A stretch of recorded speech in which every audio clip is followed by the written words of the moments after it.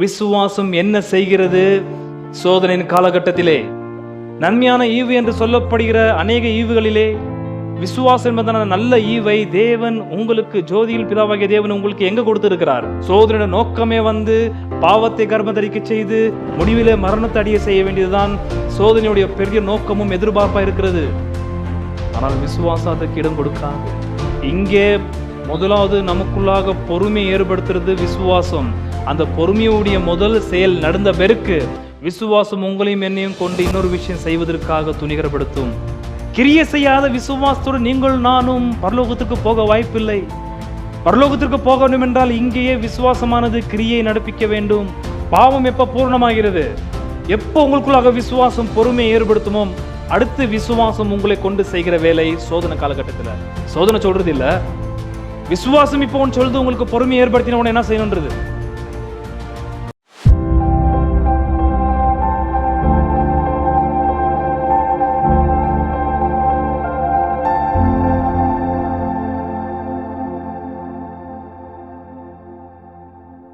யாக்கோபு 1:1-4 வாசகங்களிலே நாம் வாசிக்க கேட்கலாம். தேவனுக்கும் கர்த்தராக இயேசு கிறிஸ்துவுக்கும் ஊழியக்காரனாகிய யாக்கோபு சிதறி இருக்கிற 12 கோத்திரங்களுக்கும் வாழ்த்துதல் சொல்லி எழுதுகிறதாவது: என் சகோதரரே, நீங்கள் பலவிதமான சோதனைகளில் அகப்படும் போது உங்கள் விசுவாசத்தின் பரீட்சையானது பொறுமையை உண்டாக்கும் என்று அறிந்து அதை மிகுந்த சந்தோஷமாக எண்ணுங்கள். நீங்கள் ஒன்றிலும் குறைவுள்ளவர்களாயிராமல் பூரணராயும் நிறைவுள்ளவர்களாயும் இருக்கும்படி பொறுமையானது பூரண கிரியை செய்ய கடவுது. ದೇವರಿಗೂ ಕರ್ತನಾದ ಯೇಸು ಕ್ರಿಸ್ತನಿಗೂ ದಾಸನಾಗಿರುವ ಯಾಕೋಬನು ಅನ್ಯ ದೇಶಗಳಲ್ಲಿ ಚದರಿರುವ ಇಸ್ರಾಯೇಲ್ 12 ಕುಲದವರಿಗೆ ಬರೆಯುವುದು: ನಿಮಗೆ ಶುಭವಾಗಲಿ. ನನ್ನ ಸಹೋದರರೇ, ನಿಮ್ಮ ನಂಬಿಕೆಗೆ ಆಗುವ ಪರಿಶೋಧನೆಯು ತಾಳ್ಮೆಯುಂಟು ಮಾಡುತ್ತದೆ ಎಂದು ತಿಳಿದು ನೀವು ನಾನಾ ವಿಧವಾದ ಕಷ್ಟಗಳಲ್ಲಿ ಬಿದ್ದಿರುವಾಗ ಅದನ್ನು ಕೇವಲ ಆನಂದಕರವಾದದೆಂದು ಎನಿಸಿರಿ. ಆ ತಾಳ್ಮೆಯು ಸಿದ್ಧಿಗೆ ಬರಲಿ, ಆಗ ನೀವು ಶಿಕ್ಷಿತರು, ಸರ್ವಗುಣವುಳ್ಳವರು, ಏನೂ ಕಡಿಮೆಯಿಲ್ಲದವರು ಆಗಿರುವಿರಿ. James, a bond servant of God and of the Lord Jesus Christ, to the 12 tribes who are dispersed abroad, greetings. Consider all joy, my brethren, when you encounter various trials, knowing that the testing of your faith produces endurance, and let endurance have its perfect result, so that you may be perfect and complete, lacking in nothing. அன்பானவர்களே, சத்தியமுள்ள வேத வாக்கியம் பலவிதமான சோதனைகளிலே நீங்கள் நானும் அகப்படும் பொழுது அல்லது விழும் பொழுது அந்த சோதனையை சந்தோஷமாக எண்ணுங்கள் அல்லது சந்தோஷமாக நடத்துங்கள் என்று வேத வாக்கியம் நமக்கு சொல்லியிருக்கிறது. இது ஒரு கட்டளை. நீங்கள் நானும் சோதனையில் விழும் பொழுது அந்த சோதனையுடைய காலகட்டத்திலே அந்த சோதனை நம்ம கூட கொண்டு போக வேண்டியது கசப்பாகவோ பயத்தோடவோ கவலையோடவோ சந்தேகத்தோடவோ அல்ல, சந்தோஷமாக நம்முடைய சோதனையின் காலகட்டத்தை கொண்டு போக வேண்டும் என்று கர்த்தருடைய வேத வாக்கியம் கட்டளையிட்டிருக்கிறது. சோதனையை நாம் சந்தோஷமாக கொண்டு போகத்தக்கதாக சோதனை நல்லதா என்பதான கேள்விக்கு சோதனை நல்லதல்ல. ஏனென்றால் சோதனை நல்லது என்று சொல்லத்தக்கதாக சோதனை பரத்திலிருந்து வராமல், வசனம் 14-15 கொஞ்சம் குயிக்கா வாசியுங்கள். 1:14-15. அவனவன் தன் சுய இச்சையினாலே இழுக்கப்பட்டு சிக்குண்டு சோதிக்கப்படுகிறான். அப்போ தன் சுய இச்சையினாலே அவன் சிக்குண்டு சோதரிக்கப்படுகிறான். சோதனை என்பது இரங்கத்திலிருந்து உள்ளத்தில் இருக்கிற இச்சையை தூண்டுதல் ஏற்படுத்தி அந்த ஒரு இச்சை என்ன நடக்கிறது? வசனம் 15. பின்பு இச்சையானது கர்ப்பம் தரித்து பாவத்தை பிறப்பிக்கும், பாவம் பூரணமாகும் போது மரணத்தை பிறப்பிக்கும். அப்படி சோதனையானது நம்மை பாவத்தை செய்ய வைத்து மரணிய பண்ணுகிறபடியால் சோதனை பொதுவாகவே it is not good bye in it self. அதற்குள்ள நல்லது எதுவும் கிடையாது சோதனையிலே. இங்கே சொல்லப்படுற சோதனை நம்மை பாவத்தை செய்ய வைத்து மரணத்தை அடைய செய்கிறதா இருக்கிறது. அப்போ எந்த முகாந்திரத்தினாலே இந்த சோதனைகளை நாம் சந்தோஷமாக எண்ண வேண்டும் என்பதான கேள்விக்கு அந்த சோதனையுடைய காலகட்டத்திலே நாம் அந்த சோதனையை எப்படி கொண்டு போறோன்றதுதான் விஷயம். சோதனையின் காலகட்டத்திலே அந்த சோதனை நாம் எப்படி கொண்டு போறோம் என்பதான கேள்விக்கு we take the trials and temptations with faith. விசுவாசத்தோடு நாம் அதை கொண்டு போகிறோம். ஆகையால் தான் வசனம் 2-3 இன்னொரு வாசியுங்கள். என் சகோதரரை, நீங்கள் பலவிதமான சோதனைகளில் அகப்படும் போது உங்கள் விசுவாசத்தின் பரீட்சையானது பொறுமையை உண்டாக்கும் என்று அறிந்து அதை மிகுந்த சந்தோஷமாக எண்ணுங்கள். அந்த சோதனையின் காலகட்டத்தை நீங்கள் மிகுந்த சந்தோஷமாக எண்ணுங்கள். ஏனென்றால் விசுவாசம் அந்த சோதனைக்கு சரியான ஒரு பிரதிக்கிரியை செய்கிறது. சோதனை காலகட்டத்தில் நாம் விழும் பொழுது நாம் விசுவாசத்தை விட்டு ஈடுபட்டால்தான் மாம்சமானது இச்சிக்கப்பட்டு இச்சினால் இழுக்கப்பட்டு கர்ப்பந்தரித்து பாவத்தை பிறப்பித்து பாவம் பூர்ணமாகும் பொழுது மரணத்தை அடைகிற ஒரு நிலைமை உண்டாகும். விசுவாசம் இல்லாமல் நாம் சோதனையை ஹேண்டில் பண்ண போனால், கையாழ்ந்தால், நாம் சோதனையுடைய காலகட்டத்திலே சோதனை வந்து கையாள வேண்டியது விசுவாசத்தோட. ஏனென்றால் விசுவாசமானது வசனம் 17 சொல்ற வண்ணமாகவே 1:17 நன்மையான எந்த ஈவும் பூரணமான எந்த வரமும் பரத்திலிருந்து உண்டாகி ஜோதிகளின் பிதாவினிடத்திலிருந்து இறங்கி வருகிறது. அப்போ விசுவாசம் என்பது நல்ல ஈவு எங்கிருந்து வந்திருக்கிறது? ஜோதிகளின் பிதாவினிடத்திலிருந்து புறப்பட்டு வருகிறது. ஆகையால் தான் நன்மையான இந்த விசுவாசமானது நம்மோடு கூட இருந்து சோதனை காலகட்டத்திலே அந்த விசுவாசம் கிரியை செய்கிறபடியால் அந்த சோதனுடைய காலகட்டம் அல்லது சோதனை வந்து நாம் சந்தோஷமாக எண்ண வேண்டும். ஏனென்றால் அந்த சோதனையுடைய காலகட்டத்திலே விசுவாசம் செயல்படுகிறது. சிதறடிக்கப்பட்டிருக்கிற 12 கோத்திரங்களுக்கு இந்த நிருபத்தை எழுதுகிற யாக்கோபு, எருசலேமிலிருந்து கிறிஸ்துவ யூதர்கள் சிதறடிக்கப்பட்டிருந்தாலும் அவர்கள் தங்களுடைய விசுவாசத்திலிருந்து சிதறடிக்கப்படக்கூடாது. அதுதான் யாக்கோபுடைய ஒரு பெரிய எதிர்பார்ப்பா இருக்கிறது, கரசனையா இருக்கிறது. இந்த ரட்சிக்கப்பட்ட யூதா கிறிஸ்தவர்கள் ஸ்தேஃபானுடைய உபத்திரவத்தின் நிமித்தமாய் சிதறடிக்கப்பட்டிருந்தாலும், எருசலேமை விட்டு கர்த்தருடைய வாக்குத்தத்தம் பண்ணப்பட்ட நாட்டை விட்டு அவர்கள் சிதறடிக்கப்பட்டிருந்தாலும் அவர்கள் விசுவாசத்தை விட்டு சிதறடிக்கப்படக்கூடாது. ஆகையால் தான் நீங்கள் எங்க இருந்தாலும் பரவாயில்ல, ஒன்றும் பிரச்சனை இல்லை, ஆனால் நீங்கள் விசுவாசத்தை விட்டு விலகி இருக்கக்கூடாது. சிதறடிக்கப்பட்ட அந்த ஒரு சம்பவமே உங்களுக்கு சோதனையா இருக்கலாம். அந்த சோதனை நீங்கள் சந்தோஷமாக எண்ண வேண்டும். ஏனென்றால் சோதனையை நீங்கள் விசுவாசத்தோடு நடத்தினால் அந்த விசுவாசம் செய்கிற அற்புதமான கிரியைகள் உண்டு. இன்றைக்கு நாம் பார்க்க போற விஷயமே வந்து what does the faith do? விசுவாசம் என்ன செய்கிறது சோதனையின் காலகட்டத்திலே? விசுவாசத்துடைய வேலை என்ன என்பதுதான் நான் இன்றைக்கு உங்கள் மத்தியிலே வெளிக்கு சொல்ல காத்திருக்கிறேன். 2-3 வாசியுங்கள். என் சகோதரரே, நீங்கள் பலவிதமான சோதனைகளில் அகப்படும் போது உங்கள் விசுவாசத்தின் பரீட்சையானது பொறுமையை உண்டாக்கும் என்று அறிந்து அதை மிகுந்த சந்தோஷமாக எண்ணுங்கள். நன்றாக கவனிக்க வேண்டும். சோதனையானது நம்மை பரீட்சிக்க கூடாது. சோதனையானது விசுவாசத்தை பரீட்சிக்கத்தக்கதாக விசுவாசிகள் விசுவாசம் நிறைந்தவர்களாக இருக்க வேண்டும். சோதனை காலகட்டத்திலே சோதனையானது உங்களையும் என்னையும் பரீட்சித்ததே ஆனால் வசனம் 14-15 வாசித்த வண்ணமாக நிறைவேறும். பாவத்தை கர்ப்பந்தரித்து மரணத்தை அடைய வேண்டிய ஒரு சூழ்நிலை சிக்கிக் கொள்ளுவோம். பிரச்சனை விசுவாசிகளுக்கு உண்டாவதுக்கு காரணமே என்னவென்றால், சோதனை அவங்களுக்கு ரொம்ப பெரிய பாரமாக, அழுகையாக, கோபம் உள்ளதாக, பற்பல பாவங்களை நடப்பிப்பதற்கு ஏதுவாக இருப்பதற்கு காரணமே வந்து அவர்கள் விசுவாசத்தை விட்டு தாங்களே அதை கையாள போகிறார்கள். அப்படி ஹேண்டில் பண்ண போகக்கூடாது. அதனால தான் சண்டை வர்றது வீட்டில், அதனால தான் அடிதடி உண்டாகிறது வீட்டில், அதனால தான் வாக்குவாதங்கள் உண்டாகிறது, அதனால தான் எப்பயோ மன்னிச்ச காரியங்களோடு நோண்டி பேசுவதற்கான காரணம் என்னவென்றால் அவர்கள் விசுவாசத்திலே சோதனையை வந்து ஹேண்டில் பண்ணிட்டு இல்லை. அவர்கள் தாங்களே விசுவாசத்தை ஓரம் கட்டிட்டு ஈடுபடுகிறபடியால் தான். விசுவாசம் இல்லாமல் சோதனையை கையாழ்ந்தால் ரொம்ப ஆபத்து என்பதை புரிந்து கொள்ள வேண்டும்.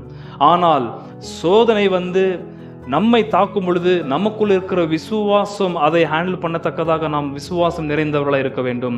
ஆகையால் தான் ஒரு விசுவாசின் சோதனைக்குள்ளாக போற ஒரு கட்டத்தில் வரும் பொழுது விசுவாசத்தின் பரீட்சையானது, சோதனை வந்து விசுவாசத்தை தாக்க ஆரம்பிக்கிறது அல்லது விசுவாசம் சிங்கம் போல எழும்பி கர்ஜிக்க ஆரம்பிக்கிறது சோதனையை பார்த்து. இங்கிருந்து கொஞ்சம் ஆழமாக கவனிக்க வேண்டும். எப்போதெல்லாம் உங்களுடைய உள்ளத்திலே கர்த்தராகிய இயேசுநாதருடைய சமாதானமும், ஆண்டவராகிய இயேசுநாதருடைய மன மகிழ்ச்சியும் சந்தோஷமும், ஆண்டவராகிய இயேசுநாதருடைய பூரிப்பும், உங்களுடைய ஆத்துமா தாய்மடியில் தவிழுகிற குழந்தையை போல நான் இருக்கிறேன் என்று சங்கீதக்காரன் சொல்றான் தெரியுமா? பால் மருந்த குழந்தை, வீணான குழந்தை, திருப்தியா இருக்கிற குழந்தை தாய்மடியில் அப்படியே படுத்திருக்கா சமாதானமா சாந்தமாக. பசியா இருக்கிற குழந்தை தான் கத்தும், கூச்சிலிடும். ஆனா சங்கீதக்காரன் சொல்ற வார்த்தை, பால் மறந்த குழந்தையை போல என் தாயின் மடியில் இருக்கிறது போல நான் இருக்கிறேன்னு கர்த்தர்ன்றாரு. அந்த மாதிரி கர்த்தருக்குள்ளாக உங்களுடைய சமாதானமும் சாந்தமும் இன்பமான ஒரு நிலையில நீங்கள் இல்லாமல் போவதற்கு காரணமே வந்து விசுவாசம் சோதனையை எதிர்ப்பு தெரிவிக்காமல் நீங்கள் நானும் சுயமாக எதிர்ப்பு தெரிவிக்கிறது தான். ஆகையால் தான் விசுவாசம் சோதனையை ஹேண்டில் பண்ணத்தக்கதாக நீங்கள் நானும் விசுவாசத்தில் நிறைந்திருக்க வேண்டும். அதை நான் கீழே சொல்ல விரும்புகிறேன். இன்றைக்கு முக்கியமான விஷயமே வந்து விசுவாசத்துடைய கிரியை என்ன, விசுவாசம் என்ன வேலை செய்கிறது. பரத்திலிருந்து அனுப்பப்பட்ட ஈவாகிய அந்த விசுவாசம், எந்த ஈவும் பூர்ணமான எந்த ஈவும், நன்மையான எந்த பூர்ணமான எந்த வரமும் அந்த அநேக ஈவுகளிலே ரொம்ப அற்புதமான ஒரு ஈவு வந்து விசுவாசம் என்பதான ஈவு. அந்த விசுவாசுடைய கிரியை என்ன? இப்ப 2-3 இன்னொரு வாசியுங்கள். என் சகோதரரே, நீங்கள் பலவிதமான சோதனைகளில் அகப்படும் போது உங்கள் விசுவாசத்தின் பரீட்சையானது பொறுமையை உண்டாக்கும் என்று அறிந்து அதை மிகுந்த சந்தோஷமாக எண்ணுங்கள். பாருங்க, சோதனை, பரீட்சை, அது ரெண்டுமே ஒரே வார்த்தை கிடையாது. பரீட்சை என்பதான வார்த்தைக்கு வந்து டாக்கிமியான் என்பதான வார்த்தை சொல்லப்பட்டிருக்குது பரீட்சைக்கு. ஆனா சோதனைக்கு வந்து பைராஸ்மாஸ் என்பதான வார்த்தை சொல்லப்பட்டிருக்கிறது. அதெல்லாம் அநேக சொல்லியிருக்கிறேன். நேரடியாக அந்த பரீட்சை என்பதான வார்த்தையை நாம் பார்த்து கீழே போகலாம். பரீட்சை பார்ப்பது என்றால் to bring the trustworthiness seemingly, அதாவது காண்கிற விதத்திலே மறைவானதை வெளியே கொண்டு வருவதுதான் பரீட்சை, டாக்கிமியான் என்பதான வார்த்தை இந்த இடத்துல சொல்லப்பட்டிருக்கிறது. மறைவா இருக்கிற விஷயம், மறைவா இருக்கிற விசுவாசம் வெளிரங்கமாய் காணத்தக்கதாக சோதனையானது விசுவாசத்தை பரீட்சை பார்க்கும் பொழுது அந்த விசுவாசத்துடைய தற்ஸ்வரூபம், அந்த விசுவாசத்துடைய ஒரு அமைப்பு, அந்த விசுவாசத்துடைய ஒரு காட்சி, அந்த விசுவாசத்துடைய ஒரு ஃபிகர் வந்து இந்த பரீட்சை எடுத்து காண்பிக்கும். ஆகையால் தான் சோதனை காலகட்டத்திலே விசுவாசத்தை சோதனையானது பரீட்சை பார்க்கிறது. ஏனென்றால் விசுவாசம் வெளியே வருகிறது. விசுவாசத்துடைய காட்சி அங்கதான் நீங்கள் நானும் பார்க்கலாம். விசுவாசத்தை சோதனையானது தொட்டவுடனே ஒரு விசுவாசி விசுவாசத்தில் நடுகிறதே, ஆனால் விசுவாசத்தில் நடுகிற ஒரு விசுவாசியை சோதனையானது தொட்ட உடனே விசுவாசுடைய முதலாவது வேலை என்ன தெரியுமா? முதலாவது கிரியை வசனம் 2-3 வாசிங்க. என் சகோதரரே, நீங்கள் பலவிதமான சோதனைகளில் அகப்படும் போது உங்கள் விசுவாசத்தின் பரீட்சையானது பொறுமையை உண்டாக்கும் என்று அறிந்து. விசுவாசத்தின் பரீட்சையானது எதை உண்டாக்குகிறது?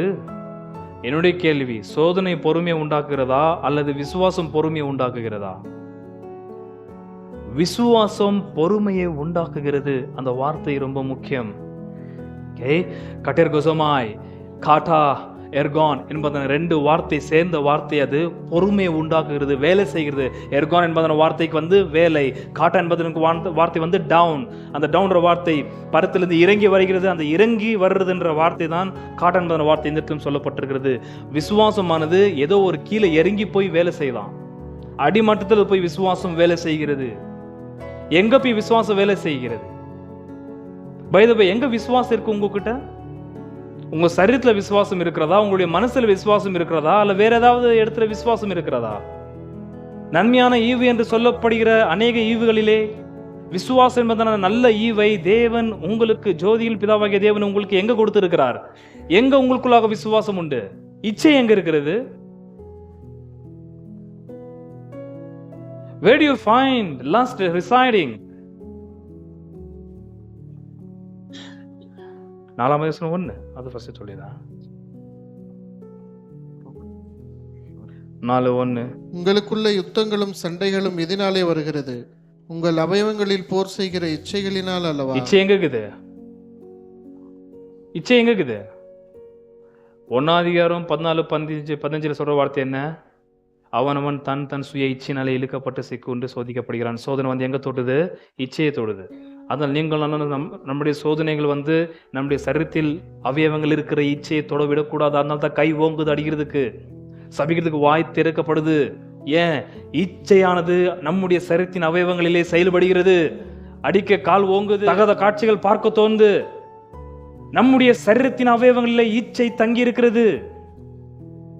அந்த அளவுக்கு சரீரத்தின் அவயவங்கள் ஆகத்தான் அப்போஸ்தலனாகிய பவுலுடைய வார்த்தை எடுத்துக்கொண்டால், உங்களுடைய சரீரத்தின் அவயவங்களை நீதியின் காரியங்களுக்காக ஒப்புவிடு என்று அவர் வேறு டேர்ம்ல பேசுவாரு. என்னோட கேள்வி, விசுவாசம் எங்க இருக்குது? சரீரத்தின் அவயவங்களை தங்கியிருக்கிறதா விசுவாசம்? ஆகத்தான் நீங்கள் மாம்சத்தின்படி நடக்கக்கூடாது. அதனால தான் மாம்சத்தில் இருக்கிற இச்சையின்படி நம்மை பழைய மனுஷன் கொண்டு போகக்கூடாது. 4:8 தேவனிடத்தில் சேருங்கள், அப்பொழுது அவர் உங்களிடத்தில் சேருவார். எப்படி? சரீரத்திலையா? தெரியல, கீழே. பாவிகளே, உங்கள் கைகளை சுத்திகரியுங்கள். இருமனம் உள்ளவர்களே, உங்கள் இருதயங்களை பரிசுத்தமாக்குங்கள். இருமனம் உள்ளவர்களே என்ன வார்த்தை? உங்கள் இருதயத்தை. சந்தேகம் எங்க வருகிறது? சந்தேகம் எங்க வருகிறது? அப்ப விசுவாசம் எங்க வரும்? எந்த இடத்துல விசுவாசம் இருக்கிறதோ அந்த இடத்துல தான் சந்தேகம் பிரவேசிக்கிறது.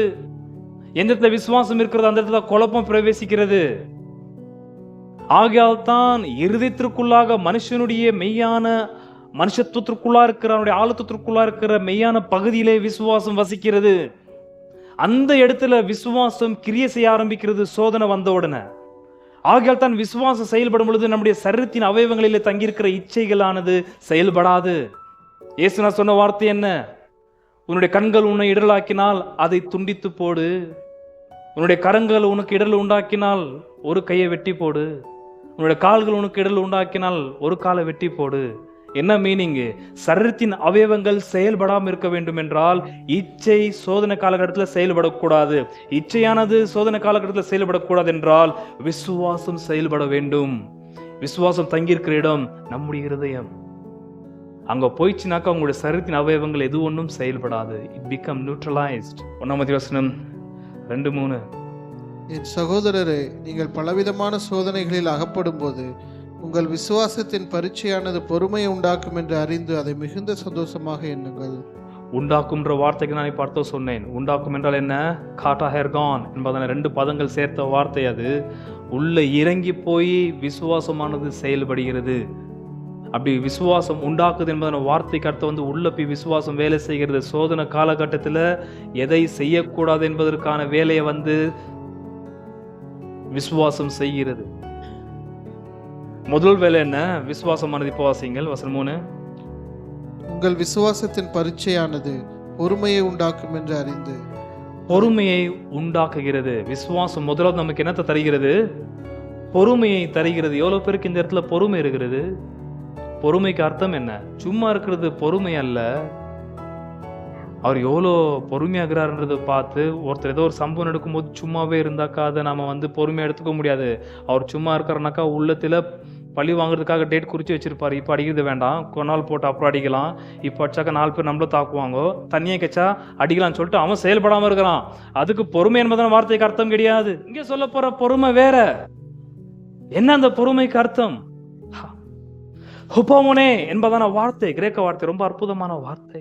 ஹுப்போ மோனே அல்லது ஹுப்போ மெனோ என்பதான கிரேக்க வார்த்தை போடப்படுகிறது. ஹுப்போ என்பதான வார்த்தைக்கு அண்டர், மெனோ என்பதான வார்த்தைக்கு ரிமெயின் என்பதான வார்த்தை.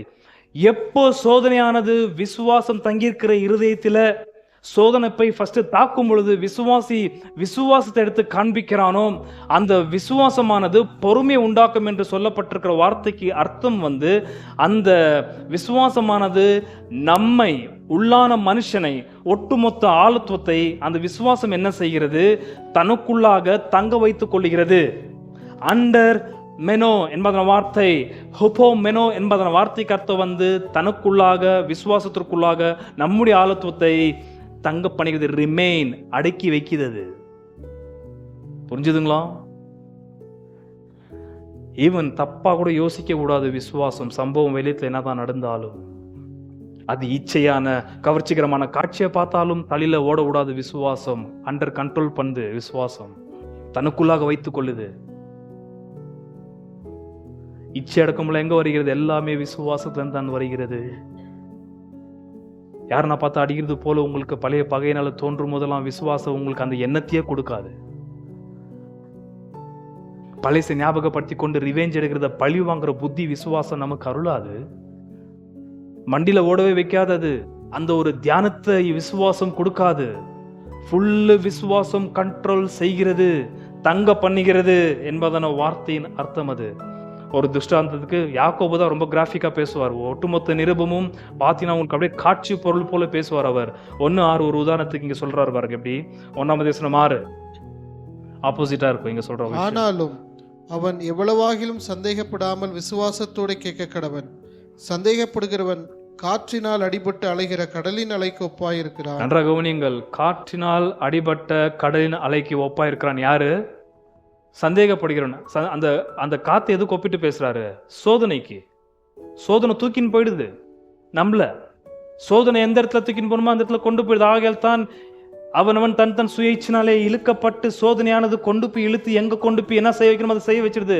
ஆனால் விசுவாசத்தில் நடக்கிற விசுவாசியை சோதனை இழுக்க முடியாது. அது அலைகள் போல வந்து தாக்கினாலும் சரி, போட்டு கயிறு போட்டு இழுத்தாலும் சரி, அது மீன், அது அங்கே போகும்போது நான் சொல்ல விரும்புகிறேன், இழுக்கப்படுதுன்ற வார்த்தைக்கு என்ன அர்த்தம் என்று. மீன் தூண்டல் போட்டு இழுக்கிற ஒரு சம்பவம், அது இவர்கள் மீனவர்கள் இவர்கள் எல்லோரும் போய் மாட்டாது. சோதனையானது இழுக்காது விசுவாசியை. ஏன்னா விசுவாசம் ஆண்டு கொண்டாத்த அப்படியே அவன் அந்த அதே இடத்துல நிக்க வைக்கிறது, கால் அசைக்க விடாது. விசுவாசமானது மனசுல நடக்கிற சம்பவத்திற்கு ஏத்த பிரதிக்கிரியை செய்யத்தக்கதாக ஆலோசனை கூட கொடுக்காது. விசுவாசமானது தங்க பண்ணுகிறது. அதான் அந்த வார்த்தைக்கு அர்த்தம். பொறுமை உண்டாகிறது ஃபர்ஸ்ட் வேலை. விசுவாசுடைய முதல் வேலையே இதுதான். என்ன? சோதனையின் காலகட்டத்திலே சோதனை உங்களை இழுக்காதபடிக்கு, சோதனை உங்களை அச்சின் கொண்டு போகாதபடிக்கு அப்படியே பாறைக்கல்லு போல நிறுத்தும். ஆகையால் தான் என் வசனத்தை கேட்டு அதன்படி செய்கிற ஒருவனை கற்பாரின் மேல் தன் வீட்டை கட்டின மனுஷனுக்கு நான் ஒப்பிடுவேன். அலைகள் வந்தது, மழை பெய்ந்தது, அசைக்கப்படாது. ஏன்? விசுவாசத்தினால் கட்டப்படுகிற அல்லது விசுவாசத்தினால் நடத்தப்படுகிற, விசுவாசத்தினால் பொறுமை உண்டாக்கப்பட்ட எந்த விசுவாசியும் சோதனை மேற்கொண்டு அப்படியே தள்ள முடியாது, இழுத்துன்னு போடுறது, ப்ரொபல் பண்ணாது. எவ்வளவு பேர் விசுவாசிகள் இருக்கிறீர்கள் இந்த இடத்துல? என்ன நீ இவ்வளோ பொறுமையாகிற? நான் எங்க பொறுமையா இருக்கிறேன்? என்ன நடந்தாலும் பொறுமையாகிறியா? இவ்வளோ சாந்தமா, இவ்வளோ பொறுமையா? உங்களையும் என்னையும் பார்த்து உலகம் எல்லாரும் சொல்ல வேண்டும். ஏன்னா ஒரு ரியாக்ட் பண்ண மாட்டியா? எந்த ரியாக்ஷன் வேற, உங்க ரியாக்ஷன் வேற இருக்கணும் தெரியுமா? சோதனை காலகட்டத்தில் அது கீழே சொல்லுகிறேன். சோதனையுடைய முதல் விஷயம் அன்பானவர்களே, நீங்கள் எடுத்த உடனே சோதனைக்கு ஏற்றபடி செயல்பட்டீங்கன்னா விசுவாசம் கிரியை செய்யவில்லை என்பது புரிந்து கொள்ளுங்கள். நீங்கள் ஃபர்ஸ்ட் யாருன்னா ஒருத்தர் எடுத்து பேசணும், நம்ம அப்படி பேசுறதுக்கான முயற்சி செய்யும் பொழுது நான் விசுவாசத்தில் நடக்கவில்லை. அது நீங்களும் தெளிவாக புரிந்து கொள்ள வேண்டும். ஏதாவது ஒரு சம்பவம் வந்த உடனே எத்த உடனே ரியாக்ட் பண்ணுவது வந்து ஒரு விசுவாசம் நடக்க அல்ல. விசுவாசம் அப்படி அவனை நடத்தாது. ஏன்னா சோதனை, பலவிதமான சோதனை நம்மளை சூழ்ந்து கொண்டு வரும் பொழுது அதுக்கேற்றபடி விசுவாசம் நம்மை நடத்த விடாது. சோதனையுடைய நோக்கத்தை நிறைவேற்ற விடாது. விசுவாசம் வேறொரு நோக்கத்தை நிறைவேற்றும். சோதனையோட நோக்கமே வந்து பாவத்தை கர்ப்பந்தரிக்க செய்து முடிவிலே மரணத்தை அடைய செய்ய வேண்டியதுதான் சோதனையுடைய பெரிய நோக்கமும் எதிர்பார்ப்பா இருக்கிறது. ஆனால் விசுவாசம் அதுக்கு இடம் கொடுக்காது. பொறுமையை உண்டாக்குன பிறகு அடுத்து என்ன செய்கிறது இங்க கொஞ்சம் கவனிங்கள். 2-3. என் சகோதரரே, நீங்கள் பலவிதமான சோதனைகளில் அகப்படும் போது உங்கள் விசுவாசத்தின் பரீட்சையானது பொறுமையை உண்டாக்கும் என்று அறிந்து அதை மிகுந்த சந்தோஷமாக எண்ணுங்கள். 4. நீங்கள் ஒன்றிலும் குறைவுள்ளவர்களாயிராமல் பூரணராயும் நிறைவுள்ளவர்களாயும் இருக்கும்படி பொறுமையானது பூரண கிரியை செய்ய கடவுது. நன்றாக நீங்கள் அந்த வார்த்தையில் அப்பப்போ ரொம்ப ஜாஸ்தி இருந்தாலும் உங்களுக்கு புரியுறது ரொம்ப கஷ்டமா இருக்கலாம். விசுவாசம் பொறுமையை ஏற்படுத்தின பிறகு அடுத்த வசனால சொல்ற வார்த்தை பொறுமையானது பூரண கிரியை செய்ய கடவுது. இங்க கொஞ்சம் இங்க நல்லா கவனிக்கணும். இல்லைனாக்கா விசுவாசம் என்ன அடுத்து உங்களை வச்சு செய்துன்றது உங்களுக்கு தெரியாது. இங்கே முதலாவது நமக்குள்ளாக பொறுமையை ஏற்படுத்துறது விசுவாசம். அந்த பொறுமையுடைய முதல் செயல் நடந்த பிறகு விசுவாசம் உங்களையும் என்னையும் கொண்டு இன்னொரு விஷயம் செய்வதற்காக துணிகரப்படுத்தும். இங்கிருந்து கொஞ்சம் கவனிக்க வேண்டும். இதுதான் விசுவாசத்தின் கிரியை. ஆகையால் தான் 2ஆம் அதிகாரத்தில் பேசுற வார்த்தை என்ன? ஆவி இல்லாத சரீரம் செத்தது போல விசுவாசம் கிரியில்லாத விசுவாசம் செத்ததா இருக்கும். இங்க கவனிக்கணும். இது அடிப்படையான உபதேசமே. 2ஆம் அதிகாரம் உங்களுக்கு புரியணும்னாக்கா இந்த வசனம் ரொம்ப முக்கியம். ஒரு வார்த்தையில போட்டாரு, பொறுமையானது பூரண கிரியை செய்ய கடவுது. விசுவாசம் பொறுமை ஏற்படுத்தி விசுவாசத்தோடு கூட அடுத்து நாமும் விசுவாசம் சேர்ந்து சோதனை காலகட்டத்தில் செய்கிற ஒரு கிரியைகள் உண்டு. ஆகையால் தான் 2ஆம் அதிகாரத்தில் உங்கள்கிட்ட யாரும் வந்து அப்பத்தை கேட்கும் பொழுது யாருன்னா காசு கேட்டாக்கா உங்களுக்கு அது பெரிய சோதனை ஆகுது, கொடுக்கலாமா வேண்டாவான்ட்டு. ஃபஸ்ட்டு இருக்குதா இல்லைன்றது வேறு. இல்லைனாக்கா ஒன்றும் பிரச்சனை இல்லை, மரத்தப்பா நானும் நீ கேட்குறேன் நான் கேட்குறது அவ்வளோதான் வித்தியாசம் அப்படின்னு அப்படியே பேசிட்டு போயிடலாம். ஆனால் உங்கள்கிட்ட வந்து யாருன்னா வந்து எனக்கு கஷ்டமாக இருக்குது, கொஞ்சம் ஹெல்ப் பண்ணுங்க, கொஞ்சம் அது கொடுங்க இது கொடுன்னு கேட்டாக்கா அது நம்மளுக்கு ரொம்ப சோதனையாகுது. கொடுக்கலாமா வேண்டாவா என்று அங்கத்தான் விசுவாச கிரியை நடப்பிக்கிறது. ஆகிய நன்றாக கவனிங்கள். பொறுமையை உண்டாக்கினவருக்கு சோதனை வந்து நம்மளுடைய சரீரத்தை தீண்டி உள்ள இருக்கிற இச்சையை ஊக்குவித்து அந்த இச்சையானது பாவத்தை செய்ய வைத்து அந்த பாவம் கர்ப்பம் தரித்து மரணத்தை அடைவதற்கு இடம் கொடுக்காமல் விசுவாசமானது சோதனை வந்து தாக்கும் பொழுது அது எதிர்ப்பு தெரிவித்து நம்மை நமக்குள்ளாக பொறுமை ஏற்படுத்தும் என்றால் தங்க பண்ணுகிறது. விசுவாசம் நம்மை மேற்கொள்ளுகிறது. ஆத்துமாவை, மனதை, இருதயத்தை காத்துக்கொள்கிறது விசுவாசம்.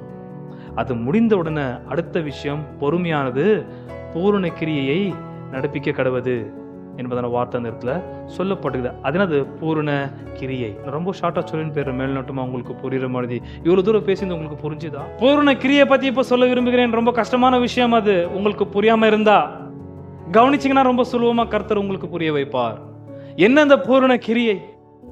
கிரியை செய்யாத விசுவாசத்தோடு நீங்கள் நானும் பரலோகத்திற்கு போக வாய்ப்பில்லை. பரலோகத்திற்கு போக வேண்டும் என்றால் இங்கேயே விசுவாசமானது கிரியை நடப்பிக்க வேண்டும். அந்த விசுவாசத்துடைய கிரியை பூரணமாய் இங்க நடப்பித்த பிறகுதான் ஒன்றிலும் குறைவில்லாமல் வார்த்தை வருகிறது. அது கடைசியில் நான் சொல்லுவேன். அப்போ விசுவாசத்தின் கிரியை வந்து இங்கே துவக்குகிறது. விசுவாசம் ஒரு விசுவாசி என்று சொல்லி விசுவாசத்தின் கிரியை வந்து இந்த இடத்துல பரீட்சை பார்க்கப்பட்டு விசுவாசம் வெளியே காணப்படாமல் பரலோகத்தில் போய் சேருவோம் என்று எண்ணிக்கொள்ள வேண்டாம். ஆகியால் தான் வசனம் 16 கவனிங்கள். 1:16. என் பிரியமான சகோதரரே, மோசம் போகாதிருங்கள். விசுவாசம் கிரியை செய்யாமல் நீ ஒரு விசுவாசின் வந்த பட்டத்தையும் பேரைய வைத்துக்கொண்டு போக வேண்டிய இடம் பரலோகம் என்று எண்ணி வேற இடத்துல போய் சேர்ந்துராத, வஞ்சிக்கப்படாத, மோசம் போகாதீங்க. Don't be deceived. ரொம்ப ஆபத்து அது. 4 நோட்டி வாசியங்கள். அதான் குயிக்கா சொல்லி முடிச்சுக்கிறேன். உங்கள் விசுவாசத்தின் பரீட்சையானது பொறுமையை உண்டாக்கும் என்று அறிந்து அதை மிகுந்த சந்தோஷமாக எண்ணுங்கள். அப்போ சோதனையை எதற்காக நாம் மிகுந்த சந்தோஷமா என்ன வேண்டும்?